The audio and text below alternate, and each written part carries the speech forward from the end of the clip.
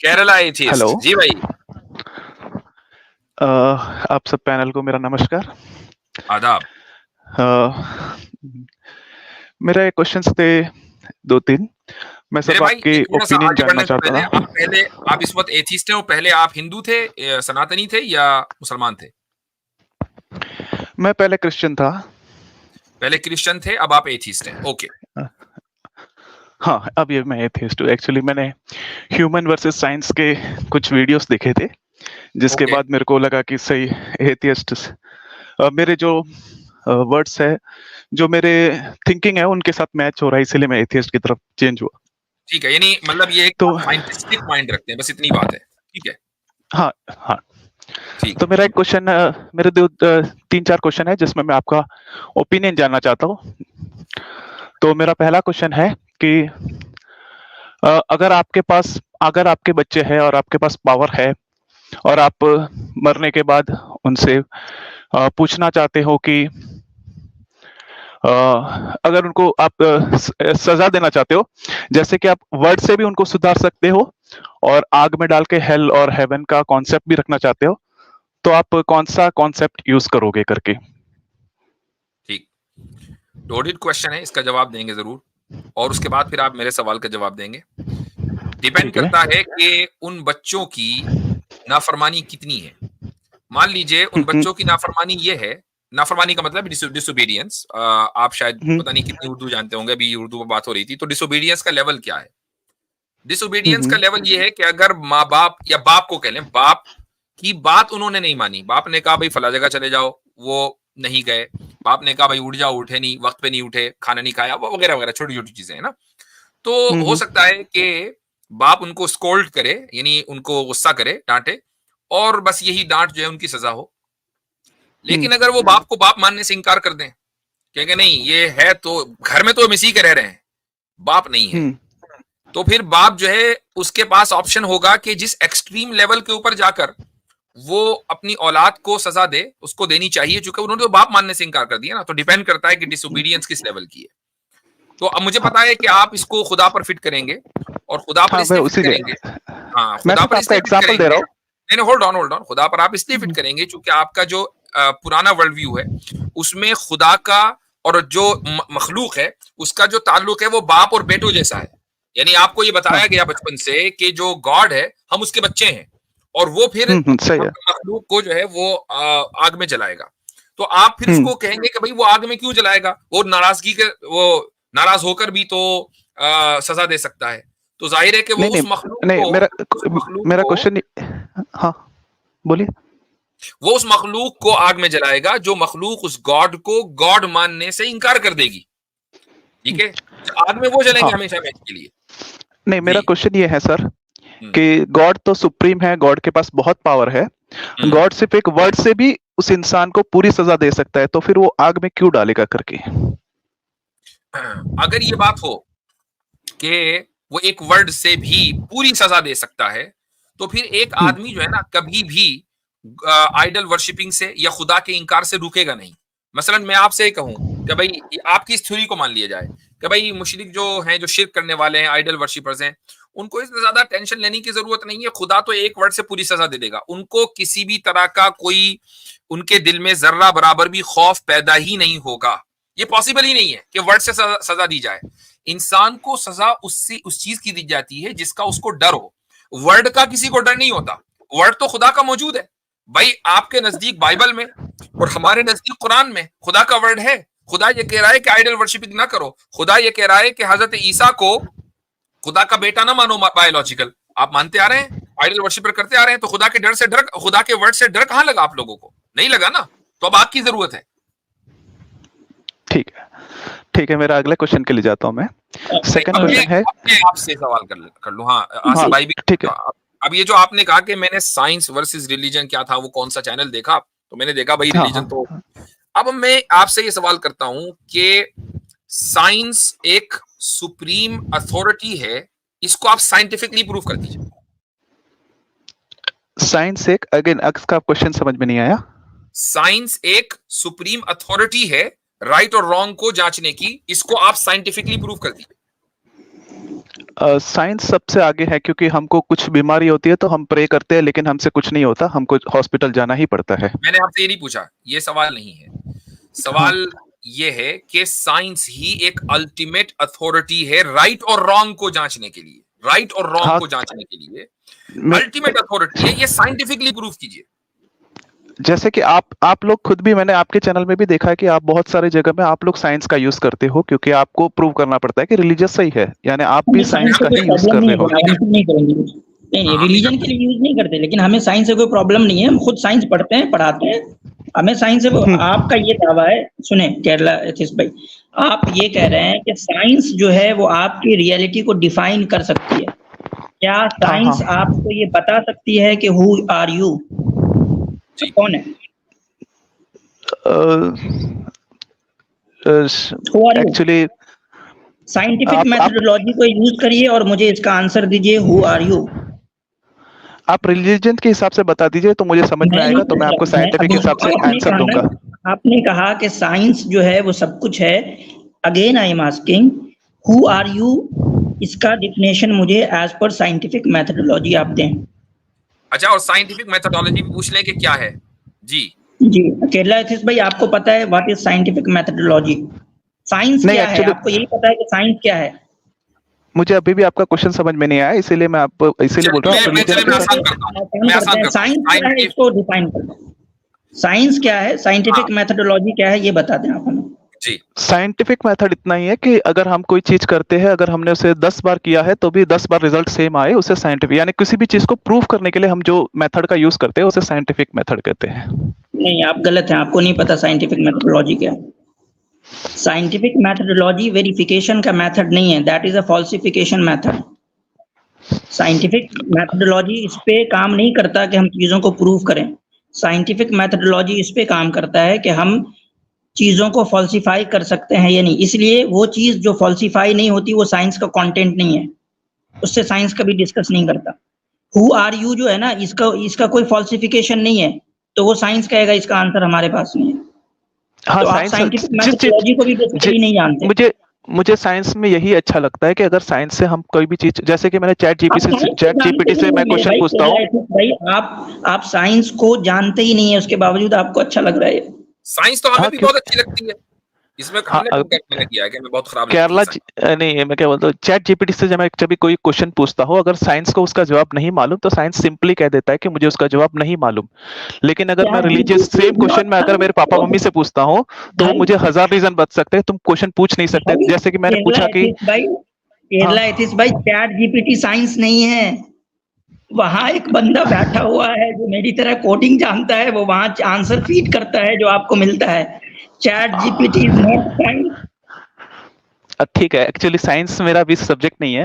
मैं अभी आपका अगला अरे क्वेश्चन नहीं, में जाना ऐसा ना चाहता करें हूँ। यार, ऐसा ना करें कि साइंस आपका सब, अब आपने साइंस को सब्जेक्ट बनाकर खुदा का इनकार किया भाई, आपका हाँ, सब्जेक्ट क्योंकि होना मुझे जरूरी है। अभी एग्जांपल, जैसे कि मुझे ये साइंस ने कभी प्रूव ही नहीं, हम पूरा रिलीजन बेस है वो सोल पे चलता है, और साइंस ने क्लियरली बोला है कि सोल जैसी कोई चीज होती ही नहीं है। हाँ तो तो ठीक है, अब आ गए ना बात। इसका मतलब ये कि आप साइंस पर ईमान लाए हुए हैं, रिलीजन को छोड़कर हाँ, साइंस पर आप ईमान ले आए। तो आपसे आसिम भाई ने जो सवाल किया कि साइंस क्या है, देखो हम रिलीजन पर ईमान लाए, अल्लाह पर ईमान लाए, तो हम डिफाइन कर सकते हैं कि रिलीजन क्या है, अल्लाह की जात कैसी है, क्या है, जितना उसने डिफाइन किया है हम उसको बता सकते हैं। आप बताएं साइंस क्या है, साइंटिफिक मेथड क्या है, आप दोनों नहीं बता पाए जो बुनियादी चीज है। ये बेटर है कि मुझे उसके बारे में नहीं मालूम, अगर आप उस क्वेश्चन में ना जाए, मेरा सिर्फ थोड़े बहुत जो डाउट है वो आप क्लियर करके देखें तो अच्छा है। भाई देखिए, हम इसलिए ये क्वेश्चन पूछ रहे हैं क्योंकि आपने दावा किया है कि साइंस की वजह से मैंने साइंस हाँ, को जो है वो अब एक मेथड मान लिया है जिससे मैं रियलिटी तक पहुंच सकता हूं, और वो मेथड ही नहीं पता आपको। तो आप मतलब इससे ज्यादा इरेशनल क्या होगा नहीं, कि मुझे साइंस जो रास्ते के बारे में पता ही साइंस नहीं है। साइंस अकेला नहीं है, मैं कुछ जैसे कि साइकोलॉजिकल क्वेश्चन, जैसे मैंने अभी फर्स्ट क्वेश्चन मैंने पूछा था कि अगर गॉड के पास इतना सुप्रीम पावर है कि गॉड एक सेकंड में लोगों को सुधार सकता है या जो चीज कर सकता है, तो फिर ये हेवन और हेल का कॉन्सेप्ट कैसे आता है, वो मुझे बहुत पहले से हमेशा खटकता था कि मेरे दिमाग में कि ऐसा क्या है, गॉड क्यों ऐसा एक इंसान को हेवन में डालना चाहता है, हेल। वो आपकी अपब्रिंगिंग है, जो क्रिश्चियन अपब्रिंगिंग है ना, वो है उसके पीछे, क्योंकि आपको बस तो ये मैं बताया गया कि गॉड जो है वो इसीलिए मैं लविंग है, सीरीज सजा ऑफ नहीं देता। इसीलिए मैं आपको बहुत लंबा डिस्कशन ना करके सीरीज ऑफ आपका ओपिनियन जानूंगा, तो मुझे थोड़ा बहुत तो जानकारी मिलेगी, केरला इसलिए मैं भाई 3-4 वो क्वेश्चन पूछना क्रिश्चियनिटी की चाहता हूँ बस। प्रॉब्लम है। देखिए, वो जो है ना, वो क्रिश्चियनिटी की प्रॉब्लम है कि एक तरफ इसलिए हमने कहा ना कि क्रिश्चियनिटी जो है वो एक मीनिंगलेस बात करती है। एक तरफ कहती है कि गॉड इज ऑल लविंग, वो कभी कुछ करता ही नहीं, कुछ सजा ही नहीं देता, और दूसरी तरफ वहाँ हेल का भी कॉन्सेप्ट है। तो क्रिश्चियनिटी जो है वो मीनिंगलेस बात करता है। हमारे यहाँ ऐसा कुछ नहीं है। हमारे यहाँ खुदा जो है, खुदा के आप मखलूक हैं, खुदा के बंदे हैं। खुदा जो है वो जहाँ ऑल मर्सीफुल है, वहीं वो जो है वो पावरफुल भी है, और वो कहार भी है, वो सजा भी देने वाला है, वो पकड़ भी करने वाला है, और बहुत शदीद पकड़ करने वाला है।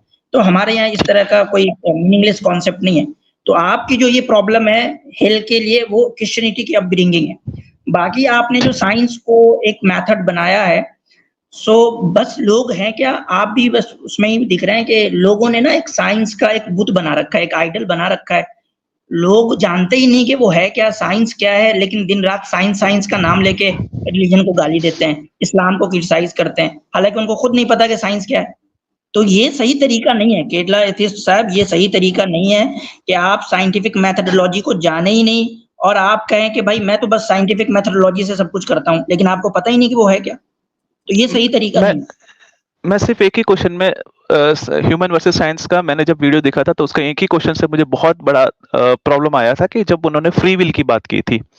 मैंने आपसे पहले एक बार मैं आपसे चैट में आया था, इसी चैट में, तो मैंने आपसे भी फ्री विल की बात की थी, तो आपने मुझे बोला था मेरा आईक्यू बराबर नहीं है करके मुझे निकाल दिया था, तो मुफ्ती साहब ने, तो मेरे को भी वो हाँ लो लो आपने लो मुझे बोला था। मैं चैट से किसी को नहीं निकालता भाई, मैं तो चैट देखता नहीं भी निकाला नहीं, नहीं चैट मतलब इसमें लाइव चैट में। अच्छा, आपने लाइव मुझे मैंने कॉन्वर्सेशन में, लाइव कॉन्वर्सेशन हाँ में आप आए थे, तो इस नाम से हाँ नहीं आएंगे, किस नाम से आए होंगे, और वाकई फिर आईक्यू का मसला होगा भाई।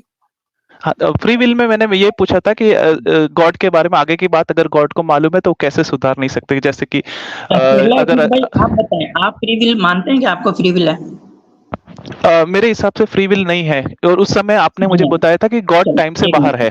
एथिस्ट साहब, आपको फ्री विल नहीं है, आप ये मानते हैं कि आपको फ्री विल नहीं है? नहीं नहीं नहीं है, मेरे हिसाब से किसी फ्री को भी विल नहीं नहीं है? हो सकता। फ्री विल किसी है, को भी नहीं है? फ्री विल है, तो डिसाइड गॉड कर उसके ले साथ फ्री विल कनेक्ट। है या नहीं है। मेरे हिसाब से अभी मेरे हिसाब से गॉड नहीं है, यानी मैं एथियस्ट की तरफ हूँ, गॉड तो गॉड की इंसान बात के है, हिसाब फ्री विल की बात हो रही है। आप अपनी बात हाँ करें, आपको फ्री विल है या लोगों को फ्री विल है या नहीं? मुझे जो समाज में 100% है, जितने लोग रहते हैं, फ्री विल है, तो 100% फिर फ्री विल प्रॉब्लम है। क्या है आपको? आप कह रहे हैं कि फ्री अगर विल से मुझे प्रॉब्लम है। नहीं, गॉड कॉन्सेप्ट में आ जाता है तो गॉड फ्री विल नहीं है करके, कैसे मैं नहीं आपको है? उसी का एग्जाम, अगर अभी अच्छा, कुरान में कितनी लिखा फ्री विल हुआ है? है। अच्छा, आपको फ्री विल है, कितनी फ्री विल है? अब मेरे क्वेश्चन आप सुनोगे तो आप मेरे को आपको समझ में आएगा, मुझे समझ में भाई आएगा। आपके क्वेश्चन को तो समझने की कोशिश कर रहे हैं। आपको, आपने हाँ, कहा फ्री विल है, कितनी है? अगर गॉड का कॉन्सेप्ट नहीं है तो मुझे पूरा फ्री विल है, कितनी, कितना फ्री विल है? यानी मैं अगर चाहता हूँ कि मैं किसी को थप्पड़ मारना चाहता हूँ तो मैं मार सकता हूँ थप्पड़। ठीक। और अगर आप ये चाहते हैं कि मैं आप, इनका टेस्ट लेना होल्ड ऑन चाहता हूँ, इनके फ्री विल का मैं जी टेस्ट लेना चाहता हूँ। जी जी, केरला एथिक भाई, आप अभी खड़े हैं, बैठे हैं, क्या कर रहे हैं आप? मैं बैठा हूँ अभी। खड़े हो जाएं थोड़ा, हाँ हो गया, बोलो। जबरदस्त। एक पाँव उठाएं, उठाया अभी। दूसरी भी उठाएं। अभी खड़े हो गए तो गिर जाओगे वो तो। कहाँ फ्री विल? आप तो कह रहे थे मुझे एब्सोल्यूट फ्री विल है। क्या बात हाँ फ्री विल है, लेकिन मुझे उसका अगर मैं उठाएं ना, दूसरा दोनों उठाऊंगा पाँव तो मैं एक गिर साथ उठाएं जाऊंगा, थोड़ा। मुझे उसका कॉस्ट मालूम है कि मैं गिर जाऊंगा करके, इसलिए मैं चलिए नहीं ठीक है। उठा अच्छा, सकता। उठाएं। ये वाली ख्वाहिश तो होगी कि आप आज अंबानी जितनी दौलत ले लें, ये ख्वाहिश है? हाँ 100% है ख्वाहिश। ख्वाहिश है, लेकिन मिल नहीं पा रही है, ना मिली अभी तक। हाँ तो फ्री नहीं विल कहाँ मिली, है? फ्री विल होती तो आप चाहे आज अंबानी बन नहीं जाते, कल को अडानी बन जाते। फ्री विल मतलब मैं सोच सकता हूँ, लेकिन मेरे को अगर मिलना है तो उसके लिए मुझे मेहनत करना पड़ेगा या फिर मुझे कुछ और करना पड़ेगा, लेकिन मैं फ्री नहीं, विल मतलब सोच ना सकता ना हूँ। ना, मेहनत तो बहुत कर रहे हैं लोग भाई, अंबानी से ज्यादा लोग मेहनत करते हैं, नहीं बन पाता। अच्छा अच्छा, मैं हजरत आपको इन्होंने फ्री विल के कहा, बारे में एक एक क्वेश्चन पूछ मिनट लेता हूँ कि एक मिनट भाई, एक केरला सेकंड। भाई रुकिए सर। हजरत इन्होंने कहा हाँ कि मुझे फ्री विल है, मैं किसी को थप्पड़ मार सकता हूँ। क्या आपको ये फ्री विल है कि आप किसी का मर्डर कर सकते हैं? हाँ मैं मार सकता हूँ, उसके बाद मुझे बस कॉन्सिक्वेंस जो होगा वो अलग होगा, लेकिन मैं मार सकता हूँ। तो फ्री है, आप किसी का मर्डर मुझे उसके करने बाद के लिए। सजा मिलेगी, मुझे गवर्नमेंट से सजा मिलेगी, वो अलग बात है, लेकिन मेरी फ्री विल है, मैं कर हाँ नहीं, सकता वो हूँ। एक अलग बात है। मैंने आपसे जो सवाल किया वो रिस्क के ताल्लुक नहीं, सस्टेनेंस। जैसे अडानी के पास दौलत है, आपको आपने कहा भाई मेरे पास फ्री विल है, मैं मेहनत करूंगा तो कमा लूंगा। बहुत सारे लोग हाँ अडानी से ज्यादा, अंबानी से ज्यादा मेहनत करते नहीं कमा पाते। हाँ, सही है, आपकी बात सही है, 100% सही है, लेकिन फ्री विल का और क्वेश्चन वो उससे नहीं है दुगना जब। तिगना मेहनत करते हैं और नस्लें मेहनत कर लेती हैं। चलो आपने कहा भाई वो उसका जो मौजूदा क्या नाम है उसका, मुकेश अंबानी, उसका जो बाप था धीरू भाई अंबानी, उसने मेहनत कर ली थी। ठीक है, तो इस तरह तो कई कई नस्लें एक खानदान में, एक फैमिली के अंदर मेहनत करती हैं और अब अंबानी से ज्यादा मेहनत करती हैं, नहीं पहुंच पाते उस लेवल तक। तो क्या वजह है, वो फ्री विल किधर है? फ्री विल मतलब सोचना होता है, करना होता है, अगर नहीं, करना आपका 100% पॉसिबल नहीं है। फ्री विल खाली सोचना नहीं होता मेरे भाई, फ्री विल खाली सोचना अच्छा, नहीं होता। मेरे फ्री विल अगर कुरान में लिखा है कि नेक्स्ट जो वो इनकमिंग भी है छोड़ दीजिए, वो अभी कुरान जीसस को है। साइड में रखिए। आपने कहा फ्री विल है, लेकिन आप साबित नहीं कर पा रहे हैं कि है कि नहीं है। देखो सर, एक बात मैं आपको बोलता हूँ, मैं इधर आया हूँ, मैं क्या? आप लोगों का ओपिनियन जानने आया हूँ नहीं, कि ओपिनियन हम जो देखें, ओपिनियन इसी तरीके से जब डायलॉग होता है, हम सवाल करते हैं तो ओपिनियन इस तरह से निकलती है। मसलन आपकी फ्री विल ये है, आप ये चाहते हैं, ख्वाहिश है कि आप हमेशा नहीं, जिंदा रहें। सुन लीजिए, शायद नॉलेज वाइज में आप लोगों से बहुत कम हूँ, इसीलिए मैं आप लोगों से पूछूंगा, तो मुझे आपका यानी नहीं, आप लोगों सवाल की जवाब से क्या ही होता है, ओपिनियन। सवाल जवाब से ही बात निकलती है। हम आपको कोई इंटरोगेट नहीं कर रहे। मैं आपसे एक सवाल ये कर रहा हूँ कि आपकी ये ख्वाहिश है कि आप हमेशा जिंदा रहें, ख्वाहिश है ना? हाँ हाँ, नहीं जिंदा रह पाते, कोई नहीं रह पाता, एक भी नहीं रह पाया आज तक, नहीं रह बड़े से पाया, बड़ा साइंटिस्ट नहीं रह पाया। तो फ्री विल सही कहाँ है, है? अच्छा, क्या आप ये डिसाइड करते हैं कि मुझे उस दिन मर जाना है? नहीं डिसाइड करते आप। नहीं कर आप सकते। बाज मर्तबा लोग कोशिश करते हैं सुसाइड करने की, नहीं मरते। और बहुत से लोग, हर आदमी जिंदा रहने की कोशिश करता है, जिंदा नहीं रह पाता। किसी को नहीं पता किस दिन मरना है। क्या पैदा होने से पहले अपनी फ्री विल की बुनियाद पर यह तय किया था किस घर में पैदा होना है? नहीं किया था ना। तो भाई ना तो आने का टाइम फ्री विल पे, ना जाने का टाइम फ्री विल पे, ना खाने का कितना खाना मिलना है वो फ्री विल पर। तो आपके पास फिर फ्री विल है कितनी, सिवाय थप्पड़ मारने के? शायद सही है आप, लेकिन मुझे मेरा जी। क्वेश्चन पूछने दो, उसके हिसाब से आप मुझे आंसर दे दोगे तो फिर मुझे समझ में ज्यादा आएगा करके। ठीक है, जैसे कि अभी फ्री विल का क्वेश्चन पूछा है, मेरा सेकंड क्वेश्चन अलग था। थर्ड क्वेश्चन फ्री विल का था। मैं सिर्फ आपका ओपिनियन जानना चाहता हूँ, आप बहुत लंबा डिस्कस नहीं करोगे तो भी, क्योंकि आपके पास टाइम कम रहता है। तो सेकंड क्वेश्चन मेरा ये था कि समझो आपके पास 50 या 1000 रोबोट है, जिसमें आपने एआई की मदद से उसमें आप अच्छी बात भी डाल सकते हो, बुरी बात भी डाल सकते हो, उसको एक सोचने की ताकत दे सकते हो। और उन 500 रोबोट में से 250 रोबोट्स अच्छे काम कर रहा है, 250 रोबोट गलत काम कर रहा है, और आप उसके लिए एक सजा भी रखते हो, हेल रखते हो, हेवन रखते हो, सब रखते हो। ये सब करने से इवन गॉड को क्या मिल रहा है, यानी गॉड को क्या मजा आ रहा है करके, गॉड, इवन जो गॉड कॉन्सेप्ट है उनको क्या मजा आ रहा है करके, गॉड तो सुप्रीम है, उनको ये सब चीजें ने उनके लिए तो कुछ भी नहीं है कि वो एक दुनिया बनाए, उसके ऊपर ये सब मेहनत करे, उन सबको उनकी जरूरत नहीं है। यानी गॉड अकेला बैठ के बोर तो नहीं हो रहा, तो उन्होंने ये सब बनाया ही क्यों, इतनी बड़ी झंझट किया क्यों करके। ये सवाल भी कई मर्तबा हमसे किया जा चुका कि खुदा अकेला बैठकर बोर तो नहीं हो रहा था, तो उसने इतना सब झंझट किया ही क्यों? लेकिन इसका जवाब यह है कि किसी इंसान के बोर होने के लिए या मजा लेने के लिए ये जरूरी है कि वो टाइम में हो। मसलन आप बोरियत कैसे महसूस करते हैं कि यार इतनी देर हो गई मुझे बैठे हुए, फला आदमी आ ही नहीं रहा है, मैं तो यहाँ बैठा बैठा बोर हो गया। कहते हैं ना हम लोग, आप किसी का हाँ इंतजार कर रहे हैं, डॉक्टर के यहाँ आप गए क्लिनिक में, आपका नंबर नहीं आ रहा है, अब आप बैठे हैं 2 घंटे हो गए, 3 घंटे हो गए, आप क्या कहेंगे? यार बोर हो गए यहाँ बैठे बैठे। इसका मतलब ये कि वो टाइम गुजरता है और आप कोई चीज अचीव नहीं कर पा रहे हैं, अब आप बोर होते हैं। इमेजिन करें कि आप 3 घंटे गुजरे और आप कोई चीज अचीव कर रहे हैं, आप अपने वर्क प्लेस पर हैं, आपको एक टास्क दिया गया, वो टास्क मुकम्मल कर रहे हैं, आप 3 नहीं आप 8 घंटे काम करेंगे तो आप बोर नहीं होंगे, क्योंकि यू आर अचीविंग समथिंग, है ना? तो बोरियत का जो कॉन्सेप्ट है वो टाइम से और not being able to achieve something, anything, इन दो चीजों से जुड़ा हुआ है। खुदा टाइमलेस है, और ये कहना कि he was not able to achieve anything, ये भी गलत है, ये भी पॉसिबल नहीं है। अगर अचीव ना कर पाता तो हम यहां कैसे होते? हम मौजूद हैं, इसका मतलब उसने अचीव किया। तो बोरियत का कॉन्सेप्ट आप खुदा की तरफ मंसूब कर ही नहीं सकते। आप ये कह नहीं सकते कि खुदा बोर हो रहा था बैठा बैठा। उसके लिए जरूरी है कि टाइम गुजरे और वो कुछ ना कर पा रहा हो।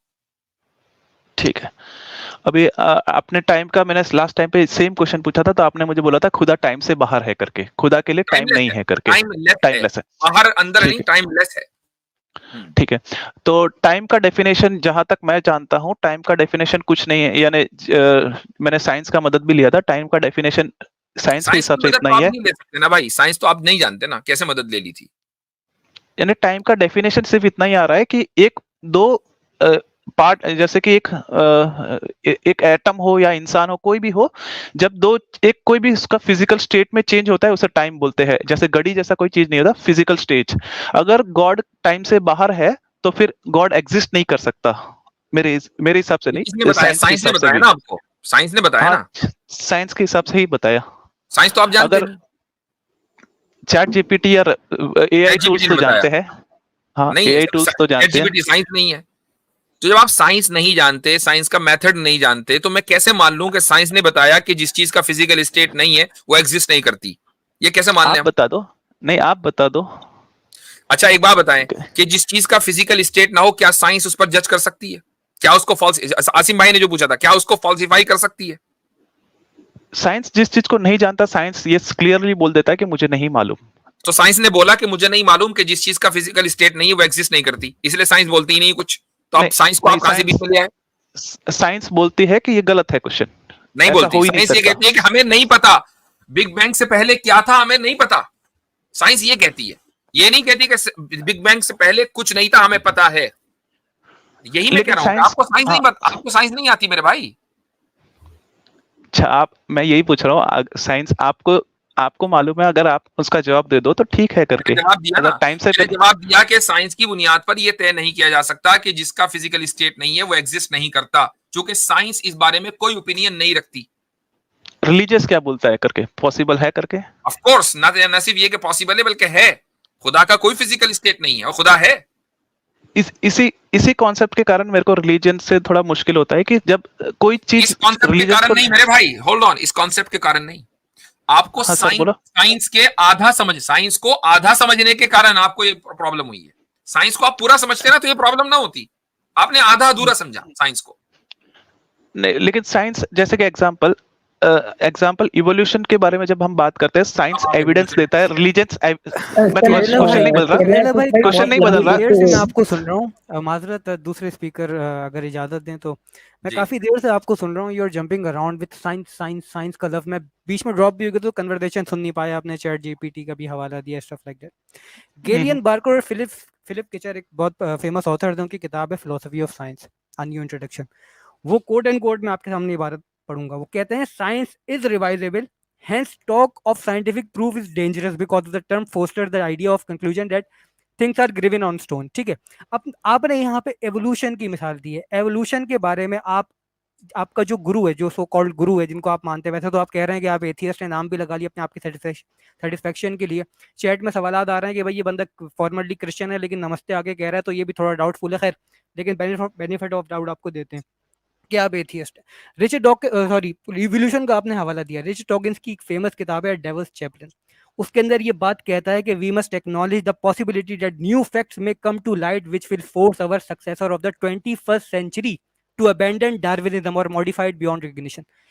के न्यू फैक्ट्स जब आपके पास आते जाएंगे, वही मैं कह रहा हूँ ना, साइंस इज रिवाइजेबल, जो हम मैंने पिछले ऑथर्स को कोट किया कि ऐसे फैक्ट्स भी आ सकते हैं हमारे सक्सेसर्स के बाद, यानी कि 22nd सेंचुरी वाले लोगों के पास, जो डार्विनिज्म को, एवोल्यूशन की थ्योरी को अबैंडन कर दें या पूरी इस तरह चेंज कर दें कि हमें पहचान में ही ना आ सके। तो stop talking about scientific proof, stop talking about science ने ये कर दिया वो कर दिया, just learn about philosophy of science के, साइंस किस तरह काम करती है, लर्न अबाउट एपिस्टेमोलॉजी। ठीक है, और science based on inductive reasoning. ये क्लिप जो है ना, अलग से इंशाल्लाह काट के लगेगा, तो सुन लीजिएगा मैं क्या बात कर रहा हूँ, और जाके उस चैनल पे अगर कोशिश करें उनसे राब्ता हो, जहाँ से ये बातें आप सुन रहे हैं, उनसे कहें इस चीज पे भी वीडियो बनाए कि science is based on inductive reasoning and religion is based on deductive reasoning. ये दोनों चीजें आप याद कर लें, पीछे जाकर रिवर्स करके इसको सुन भी लीजिएगा। बाकी ओवर टू यू मुफ्ती साहब। आसिम भाई बड़ी जबरदस्त गुफ्तगू रही। हाँ नहीं, बहुत गुफ्तगू ठीक हो गई। तो भाई सही है, एतीस साहब फिर आइएगा। ठीक है सर, ठीक है, नो प्रॉब्लम सर। एक रिक्वेस्ट है आपसे, वीडियो साइंस पढ़ना बंद करें।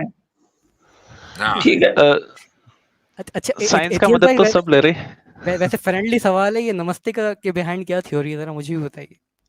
सर मैं केरला से हूँ, लेकिन मैं गुजरात में पला हूँ। वहाँ पे नमस्ते कोई सिंपल चीज है, मेरे को हिंदी इसीलिए काफी अच्छी आती है। और नमस्ते अच्छा करके कोई हिंदू वर्ड नहीं है चले ये सही है, ठीक नॉर्मल है, है। ठीक है, चलो, ठीक, ठीक है। जबरदस्त ठीक है, चले जबरदस्त। सही है, अच्छा, वो और किसी और चैट बात जीपीटी का थोड़ा ख्याल रखा करें। वैसे आजकल व्हाट्सएप ने भी दे दिया है कुछ ऐसी फीचर कुछ। हाँ, सही बात है।